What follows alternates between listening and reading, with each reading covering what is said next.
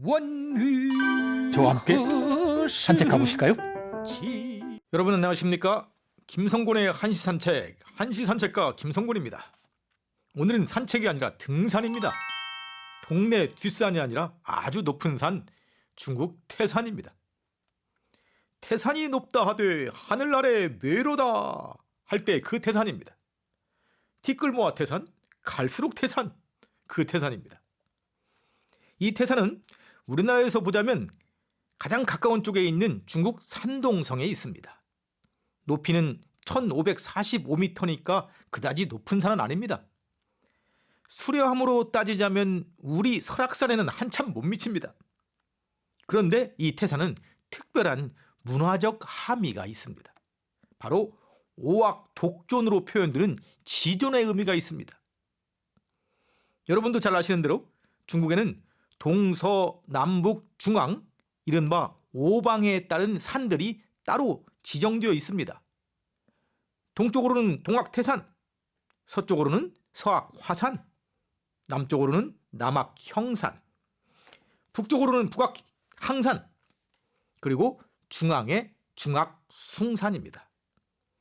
이 오악 가운데 가장 존귀한 것이 바로 태산입니다. 그래서 흔히 태산을 오악 중에서 가장 존귀하다 해서 오악독존이라고 표현합니다. 오악 중에서 왜 태산이 가장 존귀한 것일까요?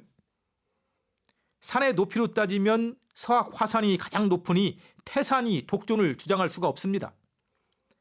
오방의 위치로 보자면 중국의 중앙에 있는 중악숭산이 더 존귀해 보이기도 합니다. 태산이 독존의 지위를 갖게 된 것은 천자가 하늘에 제사를 지내는 봉선의식이 주로 이 태산에서 이루어졌기 때문입니다. 천자라고 아무나 올라와서 봉산을 하는 게 아닙니다. 새로 나라를 개국하였거나 태평성세를 만든 훌륭한 군주라야 이곳에 올라 하늘에 제사할 수가 있었습니다. 봉선의식은 천자가 하늘에 자신의 위대한 공업을 아뢰고 하늘은 그 공을 인정해서 천하 백성을 다스릴 신권을 부여하는 매우 정치적인 의식입니다. 중국의 창세설화인 반고의 신화 또한 태산이 독존의 자리를 갖게 만드는데 한 몫을 했습니다. 반고는 거대한 몸집의 거인으로 이 반고가 깨어나고 몸집이 자라나면서 한데 엉겨붙어 있던 하늘과 땅이 분리되기 시작합니다. 반고의 몸집이 다 자라나 하늘과 땅이 지금처럼 멀어졌을 때 거인 반고는 마침내 쓰러져 죽고 맙니다. 그의 두 눈은 하늘의 해와 별이 되고 머리칼은 숲이 되고 핏줄은 강물이 됩니다. 그는 머리를 동쪽으로 하고 쓰러집니다. 그래서 머리는 동악태산이 되었고 오른손은 북악항산, 왼손은 남악형산, 울퉁불퉁한 거대한 발은 서악화산, 그리고 불룩한 배는 중악숭산이 되었습니다. 이렇게 해서 태산은 머리, 그래서 독존, 지존의 의미를 갖게 된 겁니다. 지존의 태산은 이곳을 오르는 이들로 하여금 다른 산을 오를 때와는 사뭇 다른 마음을 갖게 합니다. 스스로도 태산처럼 우뚝한 존재가 되고 싶은 열망에 사로잡히기도 하고 지존의 자리에 오르고 싶은 꿈을 과감히 드러내기도 합니다. 그런 사람들 중에 1300년 전 젊은 시인 두보가 있었습니다. 두보는 25세가 되던 해 낙양에서 치러진 과거 시험에 참여합니다. 독서가 10,000권을 넘고 글은 신들린 듯 쓴다고 자부했던 두보였지만 답안지 작성에는 별로 재주가 없었던지 낙방에 고배를 마시고 맙니다. 주변의 시선이 부담스러웠던 두보는 배낭을 싸가지고 훌쩍 여행을 떠납니다. 그리고 지금의 산동성, 하남성, 산서성 지역을 거침없이 쏘다닙니다. 멋진 친구들을 사귀고 그들과 함께 겨울숲에서 매사냥도 하고 봄이 온 누대에서 음주 가무도 하면서 거칠 것 없이 한 시절을 보냅니다. 한바탕 실컷 놀고 난 후에 두보는 산동성 연주로 가서 그곳에서 가족들과 떨어져서 홀로 벼슬살이 하고 있던 아버지 두한을 찾아뵙습니다. 아버지로부터 호된 질책을 받았는지 자애로운 권고를 받았는지는 알 수 없지만 아버지의 뜰에서 아들은 비로소 자신의 삶을 잘 수습했던 것 같습니다. 연주로부터 멀지 않은 곳에 태산이 있습니다. 초여름 햇살이 연주성 고루에 쏟아지던 날 두보는 아버지께 하직 인사를 올리고 태산을 향해 길을 떠납니다. 구절양장 18반 산길을 하염없이 오릅니다. 끝없이 이어지는 길을 따라 생각도 끊임없이 이어집니다. 나는 누구인가? 나는 무엇인가? 나의 삶의 목표는 무엇인가? 내가 가야 할 길은 어떤 길인가? 제법 따가운 초여름 햇살에 땀이 흥건합니다. 잠시 쉬어갈까? 가까운 곳에 널찍한 바위가 있고 그 바위 사이에 소나무가 굳세게 뿌리박아 자라고 있습니다.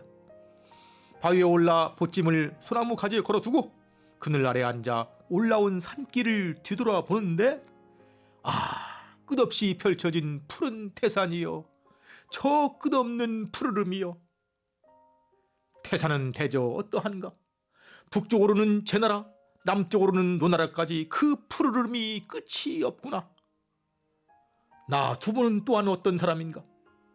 저 태산과 같이 푸르름이 끝이 없는 존재가 아닌가?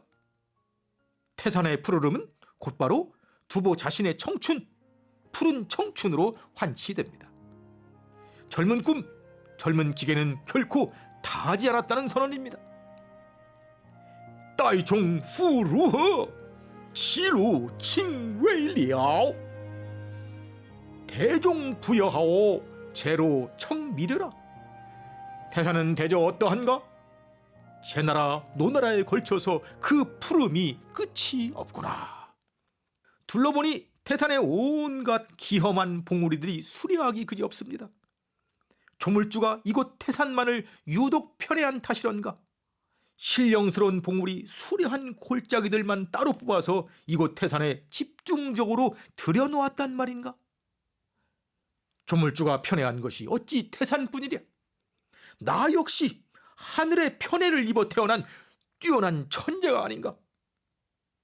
태산은 드넓어 북쪽 골짜기는 이미 어둡지만 남쪽 봉우리들은 아직도 밝다.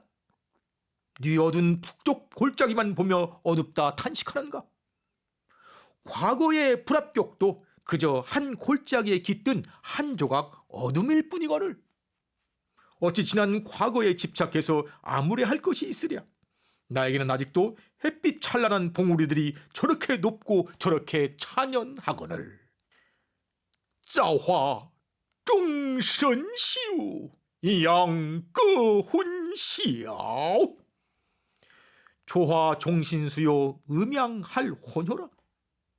조물주는 신령함과 수려함을 모아놓았고 산의 남과 북은 어두움과 밝음이 다르도다. 바람이 산깃을 불어갑니다. 태산을 씻은 바람이 두보의 가슴도 훑고 지나가며 가슴에 쌓인 열패감, 좌절감을 씻어줍니다. 멀리 산등성이에는 높이 구름이 일고 두보의 마음에도 희망의 구름이 뭉게뭉게 피어오릅니다. 저물녘 한 무리의 지친 새들이 날아 돌아오고 태산은 넉넉한 가슴으로 새들을 품에 안습니다. 태산과 일체가 된 듯 두보의 가슴이 뜨거워집니다. 나 또한 저 태산처럼 넓은 가슴이 되어 만상을 다 품어줄 것이다. 땅숑 성청윤 죄즈 루 꼬이니야오 탕흉생 칭문한데 결자 입귀조라.